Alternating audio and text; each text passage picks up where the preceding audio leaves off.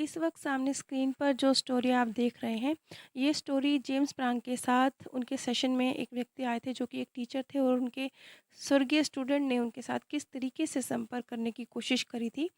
इस लेटर के माध्यम से उन्होंने जेम्स प्रांग को इस विषय में बताया था। ये स्टोरी मैंने सामने स्क्रीन पर आप लोग के साथ शेयर की है। जैसे कि हमने समझा कि किस तरीके से स्वप्न के माध्यम से भी आत्माएं हमसे कम्युनिकेट करती हैं। इसके अलावा भी आत्माएं हमसे बहुत सारे अलग-अलग मेथड से कम्युनिकेट करती हैं। आत्माएं बिजली के द्वारा भी हमसे संपर्क करने की कोशिश करती हैं, क्योंकि सब कुछ जो कुछ भी बना है हमारे आसपास, वो सब कुछ एक विद्युत चुम्बकीय ऊर्जा से बना है। हमारे आसपास ये जो इलेक्ट्रोमैग्नेटिक फील्ड है, इसे प्रभावित करने की क्षमता आत्माओं में होती है। और इसलिए कुछ भी जो बिजली से चलता है, light, television, computer, radio, microwave, oven, आपके फ़ोन, ये हर चीज़ को प्रभावित कर सकती हैं। अपनी उपस्थिति बताने के लिए वो इस तरह के सिग्नल दे सकती हैं। जैसे खुद जेम्स प्रांग कहते हैं कि जब मैं इस तरह से शोज़ कर रहा होता हूँ, क्योंकि उनके टेलीविज़न पर और रेडियो पर बहुत से शोज़ प्रसारित होते रहते हैं। तो वो कहते हैं कि वहाँ पर मुझे स्पेशली जब मुझसे संपर्क किया जाता है, तो मैं इस चीज़ के लिए आगाह करता हूँ कि आप बिजली के लिए सही प्रबंध रखिएगा, कुछ एक्स्ट्रा जो अरेंजमेंट करने हैं वो करके रखिएगा, क्योंकि हो सकता है कि आपको बिजली से रिलेटेड कोई प्रॉब्लम फेस करनी पड़े शो के दौरान।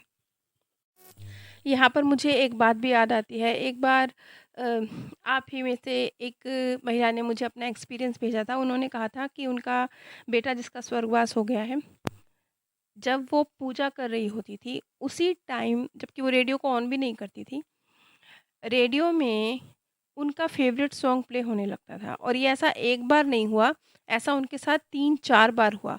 जब ऐसा बार, और वो भी होता उसी वक़्त था जब वो पूजा करने बैठती थी।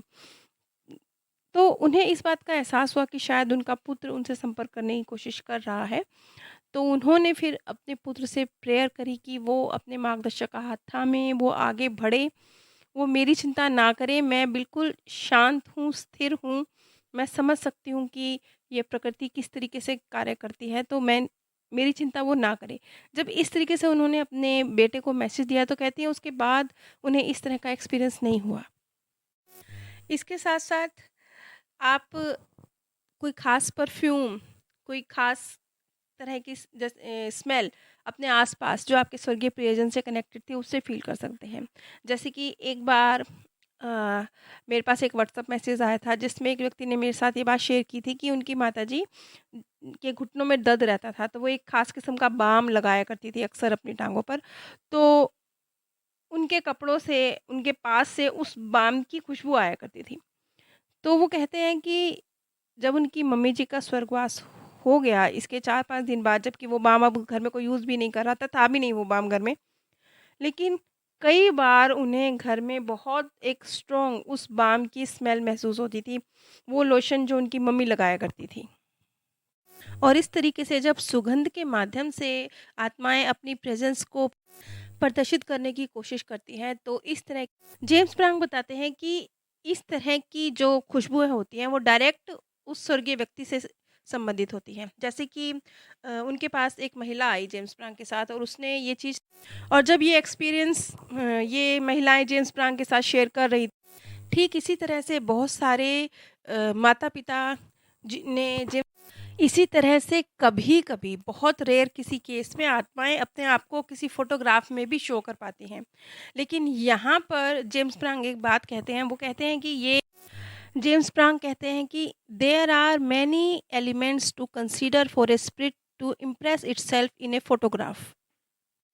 एक फ़ोटोग्राफ में खुद को प्रदर्शित करने के लिए एक सोल ना सिर्फ़ जो वहाँ का वायुमंडल है, उसके साथ तालमेल बिठाएगी, उसके साथ जो उसकी ऊर्जा है, जो उसकी जो उस उसको उसे प्रभावित करना पड़ेगा। साथ ही साथ जो कैमरामैन है, जो फ़ोटो खींचने वाला व्यक्ति है, उसमें भी कई बार मीडियमशिप की कुछ अविकसित एबिलिटीज़ हो सकती हैं, जिसके विषय में वो भी नहीं जानता। लेकिन इसमें रोल उसका भी है जो फ़ोटो खींच रहा है।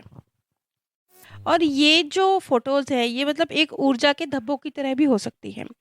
जेम्स फ्रांक बताते हैं कि वो अपने दोस्त के साथ वाशिंगटन में गए थे, तो उन्होंने फोर्ड थिएटर का दौरा किया था। ये वो जगह थी जहाँ पर अब्राहम लिंकन की हत्या की गई थी। और इस जगह पर जहाँ पर अब्राहम लिंकन की हत्या की गई थी, जेम्स प्रांग बैठे और कुछ वक़्त उन्होंने जो जिस तरीके से वो आत्माओं के साथ संपर्क करते हैं, संपर्क करने की कोशिश की।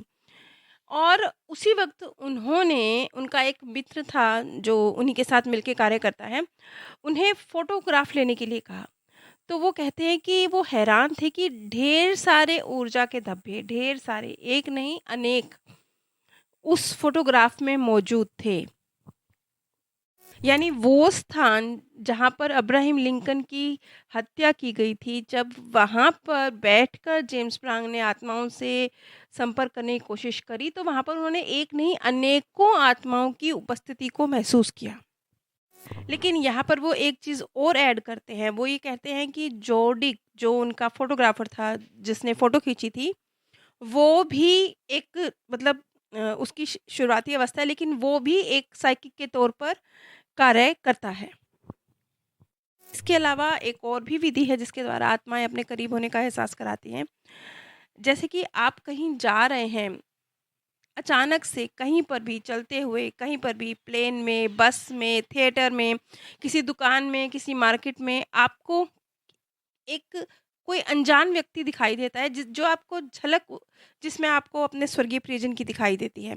जिसे आप मुड़ के फिर देखते हैं तो आपको लगता है अरे! ये क्या मेरा प्रियजन है? ऐसा आपको एहसास होता है। आप मुड़ के उसकी तरफ देखते हैं। और यहाँ पर फिर एक बार जेम्स प्रांग ये कहते हैं कि ये जो एक्सपीरियंस है इसे तो बहुत सारे लोग जो उनके पास उनके सेशंस में आते हैं वो कई बार एक्सपीरियंस कर चुके हैं कि उन सेशंस के दौरान बहुत बार लोगों ने उनसे ये कहा है कि अनजान व्यक्ति जो उन्हीं क्योंकि 100-200 लोग हॉल में मौजूद होते हैं कि वो किसी अनजान व्यक्ति को देख के उन्हें लगता है कि अरे ये तो बिल्कुल मेरे स्वर्गीय प्रियजन जैसा लग रहा है। उनके शोज़ में तो ऐसा अक्सर होता है। और इसके अलावा अपनी मैं आपके करीब हूँ, ये बताने के लिए स्वर्गीय प्रियजन एक और चीज़ का यूज़ करते हैं। जैसे कोई तकिया कलाम या कोई शब्द जिसे वो बार-बार यूज़ करते हों, वो आपको अचानक से बिना किसी रीज़न के सुनने को मिल जाएगा। जैसे कि जेम्स फ्राम की मम्मी ब्लू मून इस शब्द का यूज़ किया करती थी अक्सर। तो जेम्स फ्रांक कहते हैं कि पता नहीं कैसे इतना एक बार नहीं हुआ है, ऐसा कई बार हुआ है उनके साथ कि कोई रीज़न नहीं होता, लेकिन उन्हें ब्लू मून ये शब्द कहीं रेडियो से, कहीं किसी व्यक्ति से, कहीं चर्चा कोई और चल रही है पर अचानक से किसी व्यक्ति के मुँह से ये लफ्ज़ निकला, तो ये लफ्ज़ उनको सुनने को मिलता है ब्लू मून। ये उनकी मम्मी का एक तरह से तकिया कलाम कह लीजिए या एक उनका एक वर्ड था जो उनकी याद दिलाता है। तो इस तरह का अनुभव भी आपको हो सकते हैं। इसके साथ-साथ कई बार जैसे नन्हे बच्चे जो होते हैं, जो आत्माएँ हैं, वो खेल भी खेल जाती हैं। हो सकता है आप की कोई चीज़ गुम हो जाए, कोई चाबी गुम हो गई, कोई कागज़ गुम हो गया, आप उसे ढूँढ रहे हैं।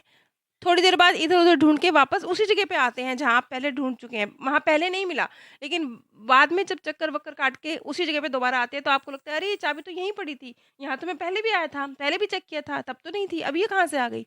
तो इस तरीके से भी आत्माएँ खेल खेलती हैं। हाँ, लेकिन जैसा आप फ़िल्मों में देखते हैं ना कि एक चीज़ को इधर से उधर फेंक दिया, कुर्सी को हिला दिया, ये सब कुछ इतना आसान नहीं होता। इस इस चीज़ के लिए आत्माओं को भी एक लंबी उनको भी एक सीखने की ज़रूरत होती है। ये चीज़ इतनी आसान नहीं होती किसी आत्मा के लिए कि वो एक चीज़ को उठा हिलाकर दूसरी जगह पे रख दे। उनको भी रेगुलर प्रैक्टिस की ज़रूरत होती है इस एबिलिटी को डेवलप करने के लिए। और यहाँ मैं अपने अनुभव से कहना चाहूँगी कि ये इस तरह से जो चीज़ों को एक स्थान से दूसरे स्थान हिलाना है, ये आमतौर पर जिन्हें एक सामान्य भाषा में भूत कह दिया जाता है। इस तरह की आत्माओं के कुछ जो जिन्हें लंबा अरसा हो चुका है गुज़रे हुए, उनके द्वारा की जाने वाली ये गतिविधि होती है। मैंने डॉक्टर न्यूटन की रिसर्च पर भी एक महिला जिसने अ, ये जीवन जो उसने धारण किया है, उससे पहले वाला जो उसका जीवन था, उसमें उसने काफ़ी लंबा वक़्त एक आत्मा के रूप में धरती पर गुज़ारा था। तो उसका केस मैंने आप लोगों के साथ शेयर किया था क्योंकि उस वक़्त में वो महिला बताती हैं कि किस तरीके से वो आत्मा रूप में अपने ही घर में मौजूद थी और उस वक़्त वो चीज़ों को उठाकर फेंका करती थी, हिलाया करती थी, तो लोगों के लिए वो घर भूतिया घर बन गया था। लोग उस घर में आया नहीं करते थे और फिर किस तरीके से खुद उन्हीं की आत्मिक ऊर्जा ने फिर वापस संपर्क करके और किस तरीके से फिर वो उस चक्रव्यूह से बाहर निकलीं और उन्होंने सोल वर्ल्ड में अपना कदम रखा। इस बारे में मैंने डिटेल में एक वीडियो बनाई थी, लेकिन ये जो जानकारी थी, ये पास्ट लाइफ रिग्रेशन के माध्यम से मिली थी। ये मैंने जो न्यूटन की रिसर्च पर जो वीडियोज़ बनाई हैं, उनमें आपको मिल जाएगा। लेकिन यहाँ पर जो है, ये जेम्स प्रांग की रिसर्च पर है। लेकिन यहाँ पर जेम्स प्रांग स्पष्ट शब्दों में कहते हैं कि moving object is difficult to do, so spirit has to develop and regularly practice this ability to be effective. इसके साथ-साथ और भी कुछ तरीके हो सकते हैं जिससे आत्माएँ अपने आस-पास होने की अनुभूति कराती हैं। यहाँ पर अभी-अभी मैंने उनके जेम्स प्रांग के जिस फ़ोटोग्राफ़र मित्र का ज़िक्र किया था, जो कि खुद भी साइकिक एबिलिटीज़ रखते हैं, उन्होंने भी अपना एक्सपीरियंस शेयर किया। उनके पुत्र का स्वर्गवास, जिसका नाम इयान था, 97 में हो गया था। तो वो बताते हैं कि एक दिन जब वो अपनी कार से कहीं जा रहे थे, कार में बिल्कुल धुंध थी और कार बाहर कुछ दिखाई नहीं दे रहा था। तो अचानक उन्हें कार के शीशे में इयान और दिल बना हुआ, ये नज़र आया और ये अचानक से हुआ, ऐसा नहीं कि पहले से किसी ने इयान लिख के या दिल बना के छोड़ा हुआ था।